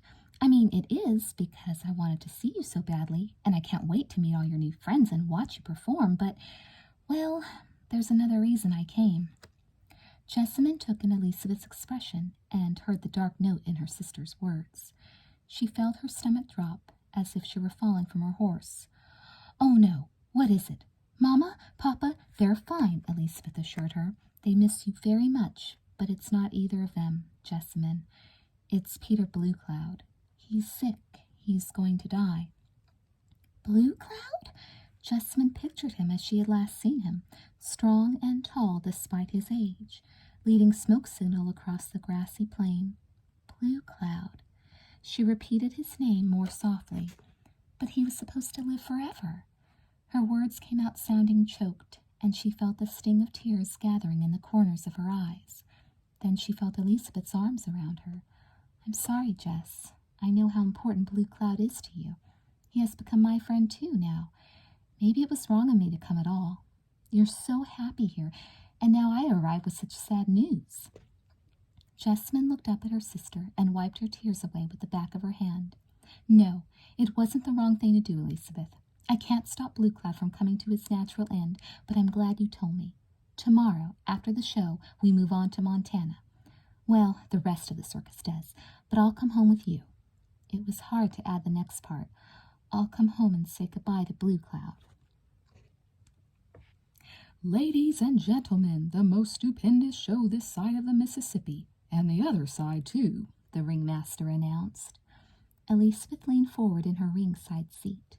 She felt as eager as the little children all around her, who were barely able to stay in their seats for all their excitement. The circus band struck up a tune, filling the big tent with music. Elizabeth caught sight of Geronimo the clown winding his way through the audience, peering at his ticket stub, checking seat numbers, and looking lost. Then he sat down right in the lap of a finely dressed gentleman, looked straight ahead at the circus ring, and waited for the show to begin, as if there were nothing at all out of the ordinary. Suddenly he swiveled around, his nose inches away from the man's nose. He jumped up, his painted face contorted in surprise. Next to Elizabeth, an angel-faced little girl laughed with delight. Elizabeth laughed too, just as she had when she met Geronimo the night before. He had looked her right in the eyes, then turned to Jessamine and done the same. Then he looked back at Elizabeth, then at Jessamine. He had bowed low to Jessamine. "Pleased to meet you," he'd said formally. "No, that's not right, is it?" He'd bowed low to Elizabeth. "Pleased to meet you," he'd said again. He had looked quickly from one to the other again, then made a huge show of scratching his head and shrugging his shoulders, as if in a state of confusion. Geronimo's theatrics were followed by the impressive might and control of the dancing elephants, led by the Greek husband and wife team of Tasso and Aradine, whom Elizabeth had also met the night before. Then came a drum roll, and two young men in sequined costumes bounded into the ring. One was tall, blond, and very handsome, the other shorter and just as good-looking, with a shock of jet-black hair. Their muscles bulged as they grabbed hold of the trapezes that were lowered down to them. Then they rose up, up, up through the air as the trapezes were pulled toward the top of the tent. Mario and Dario, the Morelli brothers, had been thrilled to meet Jessamine's twin sister, thinking it might be a solution to their biggest rivalry, until Jessamine told them Elizabeth had a young man back home. Elizabeth was sure Jessamine rather liked the way they competed over her. Elizabeth held her breath as Dario and Mario flew through the air, their bodies furling and unfurling, sculpting perfectly controlled shapes in space, diving like dolphins and soaring like birds. Elizabeth felt the magic of the circus racing through her like a locomotive moving at top speed. It seemed more wondrous, more spectacular than ever before. Maybe it was because she had met the performers, and because they were Jessamine's friends. Maybe it was because they told her so many wonderful circus stories, such as about the time the circus train had derailed and the elephants had pushed the cars back into the track, or about the days when the magnificent Theo W. had been with them and how he could talk to the animals. Maybe it was because Elizabeth was now old enough to appreciate fully the art and skill behind each show. Maybe it was her train ride all by herself, all the way from Prairie Lakes, that had given Elizabeth a taste for adventure. She felt a thrill of pride that she had gotten up the courage to find her sister, and a tickle of impatience to see Jessamine ride out into the ring. A tiny, delicate woman named Marie Pierre was the next act, gliding along the high wire in a satiny white dress. She held a matching white parasol for balance as she danced up near the peaked top of the tent. As Marie Pierre finished her act, the band went from slow, romantic ballet music into a faster number. Elizabeth's pulse picked up too. Jessamine was riding into the ring on a golden horse. Elizabeth slid to the edge of her seat. This was the moment she had been waiting for. Her twin, dressed in a shimmering pink gown, waved to the audience, her best smile on her face. That smile had always gotten Jessamine exactly what she wanted. Now was no exception. The audience cheered wildly. Jessamine drank in the enthusiasm of her fans. She walked her horse around the ring slowly, posting in the half cross-legged position. Elizabeth clapped so hard she could feel her hands stinging. The music picked up speed. Jessamine tapped her horse and picked up speed too. Gracefully, like a ballerina, she rose to her feet, making even little jumps as her horse's back rose and fell. Then she jumped higher and higher. In one swift move, she spun in the air, doing an about-face. She rode backwards, standing. She spun forward again. Then she headed her horse for a series of hoops suspended from the tent top. The first one hung just about level with the horse's honey-colored ears. As the horse passed under the hoop, Jessamine jumped right through it and landed back on her horse. The second ring was higher, the third still higher. After the last hoop, Jessamine circled around and headed for the first one again, but not before hopping around in a half-circle so her back was to it. Elizabeth caught her breath. Jessamine couldn't even see the hoops. How could she possibly? The crowd roared as she jumped backward through the first one, the next one, and the next. And then, as she and her horse thundered around the ring, Jessamine executed a perfect front flip, then a back flip.